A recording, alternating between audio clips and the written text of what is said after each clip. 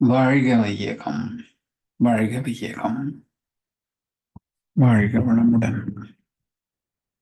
தவத்திற்கு முன்பாக ஒரு அன்பருக்கு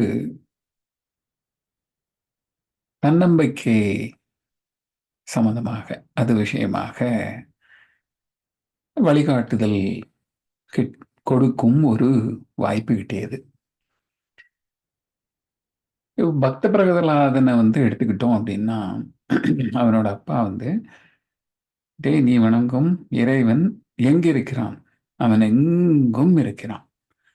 இங்க இருக்கானா, இங்க இருக்கானா, இங்க இருக்கானா, இந்த தூண்ல இருக்கானான்னா கதாயுதத்தால தூணை அடிக்க அங்கிருந்து இறைவன் வெளிப்பட்டதாக உருவகப்படுத்திய கதை. சரி, இந்த இறைவன் அப்படிங்கிறது உருவகப்படுத்தப்பட்ட பெயர் தான். இறைநிலையை குறிக்கும் பெயரே இறைவன், இல்லையா? இறைநிலைங்கிறது ஒரு அதுக்கு எந்த விதமான வரையறையும் கிடையாது. நீக்கமர எங்கும் நிறைந்துள்ளது. அப்போ எங்கெல்லாம் நமக்குள்ள இருக்கா? இருக்கு. அப்போ நமக்குள்ளேயும் இருக்குதானே.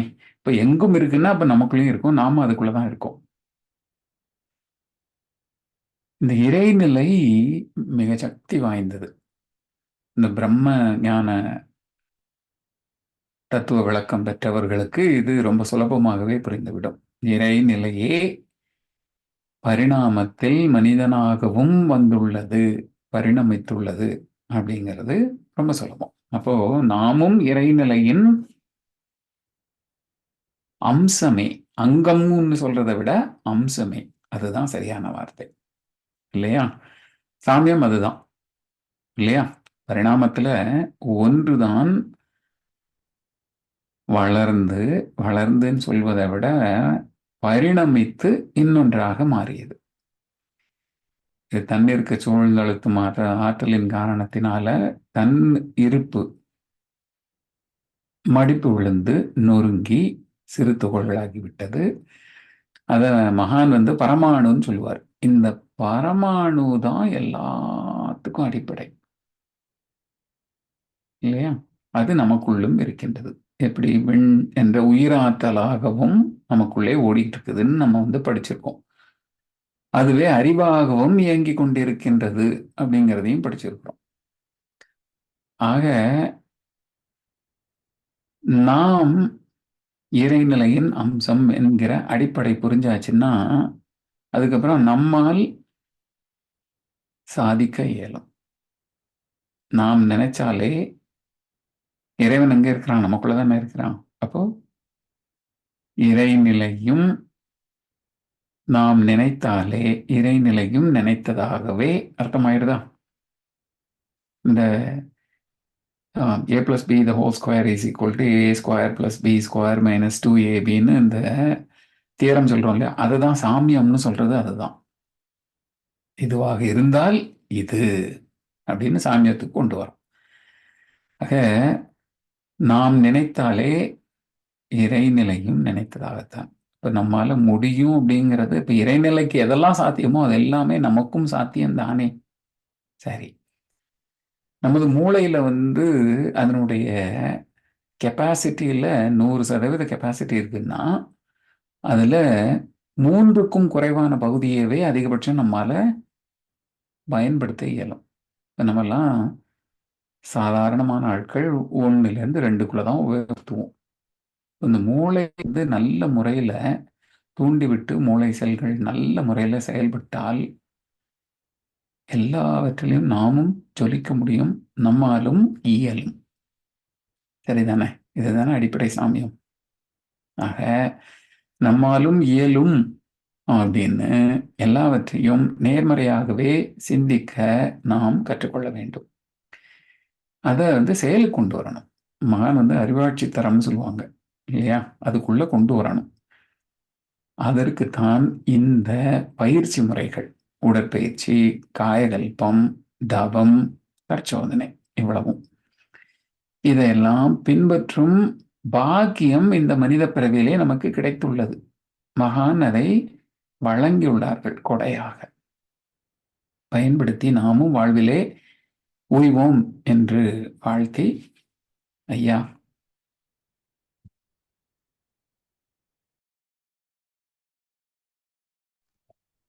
வாழ்க வையகம், வாழ்க வையகம், வாழ்க வளமுடன். குரு வாழ்க, குருவே துணை.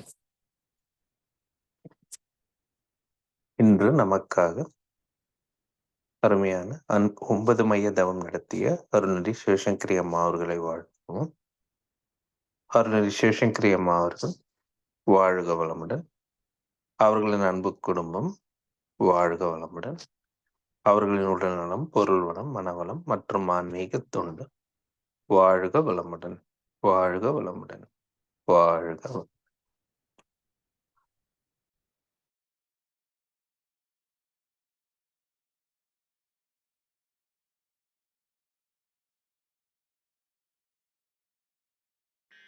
வாழ்க வையகம், வாழ்க வையகம், வாழ்க வளமுடன். குரு வாழ்க, குருவே துணை. ஞான கஞ்சி கவி. வினை தூய்மை. வினை தூய்மை பெற வேண்டின் மனத்தின் தூய்மை வேண்டுவது இன்றியமையாததாகும். வினை தூய்மை ஒழுக்கமுடன் கடமை ஈகை விளங்கும் மரநெறி நிற்க விரைந்து ஓங்கும். வினை தூய்மை வித்தான மனத்தின் தூய்மை விண்ணுணரும் மகத்தவத்தால் ஓங்கும் உய்ய. வினை தூய்மை மன தூய்மை ஒன்றை ஒன்று உயர்த்தி மனிதன் தெய்வம் அறியச் செய்யும். உயர்த்தி மனிதன் தெய்வம் அறியச் செய்யும். நன்றி. வாழ்க வளமுடன். Good morning everyone. Be blessed by the divine. Today's poem, Purity in Action. Mankind has been undergoing several troubles in an attempt to pass through the birth, see, chain of birth and death by utilizing the superior sixth sense to attain purity of mind and purity of action to realize Almighty. In the long route of transformation, there have been many imprints continuing due to unavoidable sensory illusions. All these things hinder and delay the journey of consciousness to entirety. The man's attempt to advance, resultantly the physical health, mind power, friendliness, and prosperity are disrupted in mankind, and majority of people are suffering on fatigue, distress, worries, and problems in life. Maharishi says that the easier way to follow a peaceful life is through penance and virtual order. Why is it required? It is required to have the feeling on Almighty and be one with it. And why virtue is required? Based on whatever activities or karma we have committed in the past, the thoughts and actions are evolving in us to avoid bad activities and to go on performing good deeds. To get such purity, we need virtue, virtuous way of life. Purity of mind comes by penance. Purity of deed comes by our own activities. Good activities by virtue. Hence it is required. What is required to look at both together? This is what required currently in the society. It is virtue comprising of morality, duty, and charity. This virtual order is essential for living in the world. Penance, psychological exercise, enhancement of knowledge is required to attain the Almighty. To create such feeling, it was told in all the religions so far that whatever religion we take, it would be based on penance and virtue. Both these are prevalent in all religions. In simple language, our Maharishi says, in this modern scientific world, to make it known in short, we can observe the Almighty in every action of ours. We do some action, there is a result for every action. Hence, there is no such place where God is not there. What is the sign for it? Whatever we do, the God only comes as a result for it. That's the function of God. That activity, considering its experience, if performed with plan and thinking, it only be beneficial. Else, if done in illusion under sensory perceptions in some speed, it may be beneficial or it may result in suffering.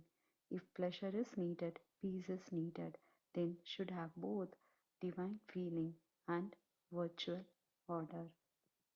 Thank you all for the opportunity. Be blessed by the divine. வாழ்க வையகம் வாழ்க வையகம் வாழ்க வளமுடன். குரு வாழ்க, குருவே துணை. அன்பர்கள் அனைவருக்கும் காலை மாலை வணக்கங்கள். இன்றைய ஞான களஞ்சிய கவி வினை தூய்மை. வாழ்க வளமுடன். வினை தூய்மை பெற வேண்டின் மனத்தின் தூய்மை வேண்டுவது. ஐயா வாழ்க வளமுடன்.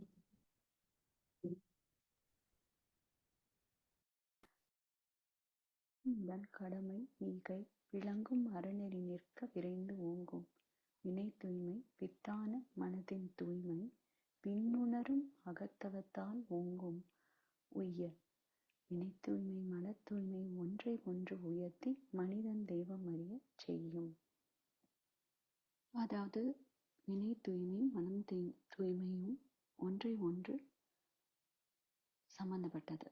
அதாவது மன தூய்மை அப்படின்னா ஒரு செயல் இன்றைக்கோ இல்லை பின் வரும் ஏதோ ஒரு நாள்லையோ, தற்காலத்திலோ பிற்காலத்திலோ, தனக்கோ பிறருக்கோ எந்த ஒரு உடலுக்கோ உணர்ச்சிக்கோ எந்த ஒரு துன்பமும் விளைவிக்காததா இருக்கணும். அப்படின்னா அதற்கேற்ற தெளிவு ரொம்ப முக்கியம். அப்போ மகரிஷி இந்த இறை வழிபாடு, அதாவது நாம் செய்யும் செயல்லையே அந்த இறை வழிபாடு எவ்வளவு அவசியம் அப்படின்றத நம்மளுக்கு விளக்கியிருக்காங்க. எந்த செயல் செஞ்சாலும் அதற்கேற்ற ஒரு விளைவு உண்டு. இறைவனை நம்ம எங்கேயும் போய் தேட வேண்டியதே இல்லை. அப்போ அந்த இறை நீதி நம்ம எல்லாருக்கும் ஏற்கனவே தெரியும். அப்ப எந்த ஒரு தோற்றத்தை கூர்ந்து உணர்ந்தாலும் அது தெய்வீகத்துடைய காட்சியாகவே இருக்கும் தெளிவு வந்துவிடும். எப்போன்னா நம்ம ஆழ்ந்த நிலையில நம்முடைய நாம் ஒன்றி நின்று பழகும்போது நமக்கு அந்த காட்சி தெளிவாக கிடைக்கும். அப்போ அந்த தெளிவை மனதில கொண்டு நம்மளுடைய தேவைகளை முடிக்க முற்படும் போது எந்த ஒரு உயிருக்கும் துன்பம் விளைவிக்காத வகையில நமது செயல் அமைய வேண்டும் அப்படின்ற அந்த செயல் ஒழுங்கே கூறுதல் அறம் அப்படின்னு சொல்றாங்க. அப்போ இறைநிலையின் தன்மாற்ற வளர்ச்சியில காலத்துக்கு காலம் நீண்ட காலத்துக்கு பிறகும் ஏற்படக்கூடிய விளைவுகளை ஒட்டி ஒரு மாற்றம் உண்டாகி கொண்டே இருக்கும். அதனை தான் கூறுதல் அறம் அப்படின்னு சொல்லுவாங்க. அதற்கு நம்ம ஒரு கவியை எடுத்துக்காட்டா பார்க்கலாம். விளைவு இல்லா வினை இல்லை, வினையினூடே விளைவு பல தொக்கி நிற்கும் இயற்கை நீதி, விளைவுக்கும் வினைக்கும் இடை கால நீளம் விளைவு தரம், இவை வினையின் தன்மை ஒக்கும் அப்படின்றாங்க. அப்படின்னா நம்ம மகரிஷி விளக்குறாங்க, மெய்ப்பொருளே தான் ஆற்றலாக மலர்ந்து இயங்குது. அப்போ அந்த நுண்ணிய பகுதி இயக்கமாக தன்னையே தான் விரைவாக சுற்றி கொண்டிருக்கும் நிலையே ஆற்றல் அப்படின்னு சொல்றாங்க. அப்ப இந்த நிலைய பரமாணு அப்படின்ற இறைத்துகள் அப்படின்னு நாம சொல்றோம். இத்தகைய ஆற்றல் துகள்கள் கூடிய கொத்தியக்கொன்னா விண்ணு. அப்போ அந்த விண்களின் தொகுப்பு அணு அப்படின்றோம். பல அணுக்கள் கூடிய தொகுப்பு அணுத்திரள் அல்லது பேரணு, அதாவது மாலிக்யூல் அப்படின்னு சொல்றோம். இந்த அணுத்திரள்கள் கொத்தியக்கத்தால பலதரப்பட்ட உருவத் தோற்றங்களும் தன்மாற்றம் அடைந்து வருது. இப்ப இந்த பேரியக்க மண்டல தொடர்ல ஒவ்வொரு பொருளும் காலம், தூரம், பருமன், விரைவு அப்படின்ற 4 வகையில எப்போதுமே மாறிக்கொண்டே இருக்கு. அதற்கேற்ற அலை இயக்கம் வேறுபட்டு கொண்டே இருக்கு. இது இயற்கை நிகழ்ச்சி. இந்த இயற்கை நிகழ்ச்சிகள் எல்லாமே அலை இயக்கத்தினால மனித இன உணர்ச்சிகளோட தொடர்பு பெறும்போது செயல் மலர்ந்து எப்படி ஆகுதுன்னா இன்பமாவோ துன்பமாகவோ அமையுது. அப்போ சீவன் இயங்கும் இடம், காலம், தொடர்பு, பொருள் இவற்றிற்கேற்ப இப்பின்பத் துன்ப உணர்ச்சிகளும் வேறுபடும். தன்னுணர்ச்சிக்கு எட்டும் இயற்கை நிகழ்ச்சிகளை இயற்கை விதி எனவும் விதி பயன் எனவும் கூறுகிறோம். அப்போ நமக்கு செயல் விளைவு ஞானம் அந்த விளக்கம் ரொம்ப அவசியம். அப்ப நான் யாரு அப்படின்றத ஆழ்ந்து உணர்ந்து அந்த மெய்யுணர்வை நாம உணர்ந்து அங்கிருந்து அந்த செயல்களை செய்யும் போதுதான் நமக்கு ஒழுக்கம், கடமை, ஈகை இவை எல்லாம் நாம் எவ்வளவு விளங்கி இருக்கோமோ அந்த அளவுக்கு நம்ம செயல்ல அது விளைவாக அமையும். அப்போ இரையாற்றல் அப்படின்ற அந்த இயற்கை தன்மைகளை, சிறப்புகளை நாம் அறியாமலே அலட்சியப்படுத்தியோ அறியாமலையோ உணர்ச்சி வயத்தால நம்ம தன்முனைப்பு கொண்டு அளவு முறை மீறி நம்ம செயல்புரியும் போது அந்த செயலுக்கேற்ற நமக்கு துல்லியமான விளைவு செயல் விளைவா நீதின்ற பேர்ல நம்மளுக்கு வழங்கப்படுது. அப்போ இது சிறிதளவு கூட தவறாமலும் பிழையில்லாமலும் நடைபெறுவதுதான் இந்த இயற்கையோட அமைப்பு. அதனால விளைவறிந்து இன்பம் நல்கும் செயல்களையே நாம் ஆற்ற வேண்டியதுதான் நம்மளுடைய கடமை. திருமந்திரத்துல ஒரு பாடல், இடன் ஒரு மூன்றில் இயைந்த ஒருவன் கடன் உறும் அவ்வுரு ஒன்றெனக் காணும் திடமது போல சிவ பர சீவர் உடன் உரை வேதமும் ஒன்றென ஆமே. அதாவது திருமந்திர பாடல் 2485. இந்த பாடல்ல திருமூலர் என்ன சொல்றாங்கன்னா, சீவன் என பெறுவது நம்முடைய ஆன்ம நிலை. பரம் அப்படின்றது இந்த பேரண்டம் எனப்பெறும் பிரபஞ்ச நிலை. சிவம் அப்படின்றது இறைநிலை. ஒன்றுக்குள் ஒன்றாக இவை பொருந்தி உள்ளது. பருவுடல் அப்படின்றது நம்ம ஸ்தூல தேக எல்லைக்குள்ள இதற்கு ஜீவன் அல்லது ஆத்மா அப்படின்ற பெயர். நுண்ணுடல் அப்படின்றது சூக்கும தேக எல்லைக்கு அது விஸ்வரூபம் எடுக்கும்போது இதற்கு பரம்பொருள் அல்லது பரம் என்று பெயர். காரண உடல் என பெறும் காரண தேக எல்லையை இது தீண்டும் போது இதற்கு சிவம் என்று பெயர். அப்போ எண்ணம், சொல், செயல் என்ற மூன்றிற்கும் இணக்கம் இல்லாதவரை இவை தனித்தனியாக உணரப்பெறுமா. இந்த மூன்றும் ஒன்றாகும் போது அது பேதமற்ற நிலையை அடைந்து ஏகமாய், அதாவது ஒரே அம்சமாய் உணரப்பெறுகிறதாம். இன்னொரு திருமந்திர பாடல்ல, ஒளியை ஒளி செய்து ஓம் என்று எழுப்பி வலியை வலி செய்து வாய்த்திட வாங்கி வெளியை வெளி செய்து மேல் எழ வைத்து தெளிய தெளியும் சிவபதந்தானே. அதாவது அந்த மோன நிலையுடைய அவசியமும் சொல்றாங்க இந்த பாடல்ல. அதாவது நம்ம தாய் கருப்பையில இருந்தபோது நாம எண்ணம், சொல், செயல் எல்லாத்தையும் மூன்றையும் கடந்த மோன நிலையில இருந்தோம். குழந்தை பிறந்தவுடனே நம்ம ஒளியெல்லாம் எழுப்ப ஆரம்பிக்கிறோம். அம்மா, அப்பா, தாத்தா, பாட்டி அப்படின்னு எல்லாம். அப்போ எண்ணங்களுக்கேற்ற இன்பங்களை அனுபவித்தோம். அப்போ அந்த இன்பங்களை நிறைவுற்று அப்புறம் என்ன ஆச்சு, அந்த செயல் சொல்லுல ஒடுங்குது. அந்த சொல் எண்ணத்துல ஒடுங்குது. அந்த எண்ணத்தையும் நாம ஓம் அப்படின்ற அந்த பிரணவத்துல ஒடுக்கி அந்த ஒளியை சுத்த வெளியாகிய மௌனத்துக்குள்ள ஒடுக்கி தவ நிறைவை எட்டுறது ரொம்ப அவசியம் அப்படின்றாங்க. இப்ப தவசீலனாகி அந்த சிவனையே நம்ம தரிசிக்கிறது ரொம்ப ரொம்ப அவசியம். அந்த அளவுக்கு நமக்கு வாழ்வுல தெளிவு இருக்கும் மட்டும்தான் நமக்கு எண்ணம், சொல், செயலையும் ஒழுங்கு இருக்கும் அப்படின்றாங்க. இப்படி ஒரு சிறப்பான வாய்ப்பு எனக்கு இன்னைக்கு அமைந்ததற்கு குருவிற்கும் இறைக்கும் நன்றி. அனைவருக்கும் நன்றி. வாழ்க வளமுடன்.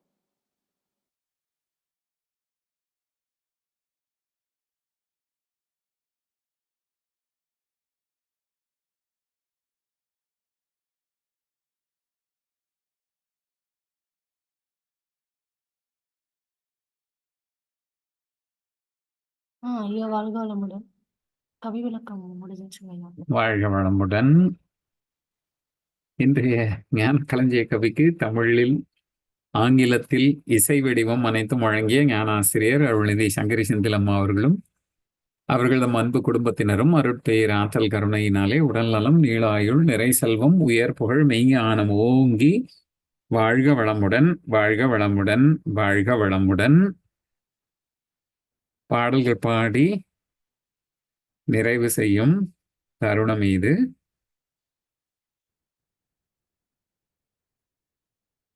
வேதாத்திரிய பாடல் பாட அருள்நிதி கார்த்திகேயன் ஐயா அவர்களும், பிரம்மஞான கவி பாட அருள்நிதி ஸ்ரீராம் ஜேபி ஐயா அவர்களும், உலக நல வாழ்த்து பாட அருள்நிதி சிவசங்கரி அம்மா அவர்களும். வாழ்க வளமுடன்.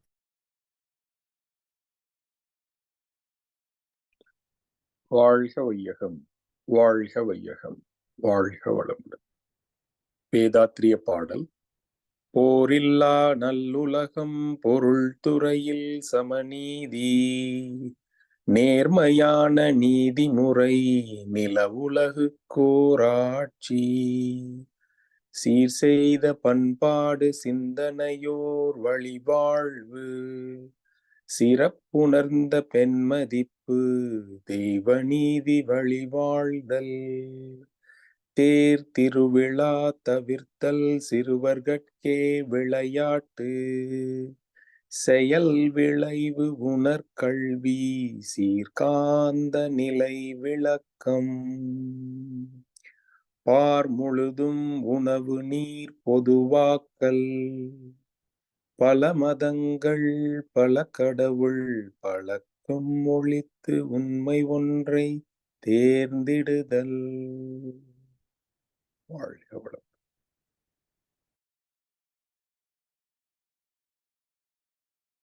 வாழ்க வளமுடன். பிரம்மஞான கவி. இறைவெளியே தன்னிருக்க சூழ்ந்தழுத்தும் ஆற்றல், இதன் திணிவு மடிப்பு விழ சுழலும் நுண்விண்ணாம், நிறைவெளியில் விண் சுழல நெருக்குகின்ற உரசல், நிலைவெளியில் எழுப்புகின்ற நேரலைகள் காந்தமாம், மறைப்பொருளாம் காந்தம் தன் மாத்திரைகள் ஐவகை, மலைக்காதீர் விண்கூட்டம் மாபூதம் ஐந்துமாம், முறையாய காந்த அலை மனமாம் உயிருடல்களில் மதி உயர்ந்து உண்மை பெற மா பிரம்ம ஞானமாம், மா பிரம்ம ஞானமாம். வாழ்க வளமுடன். வாழ்க வளமுடன். உலக நல வாழ்த்து.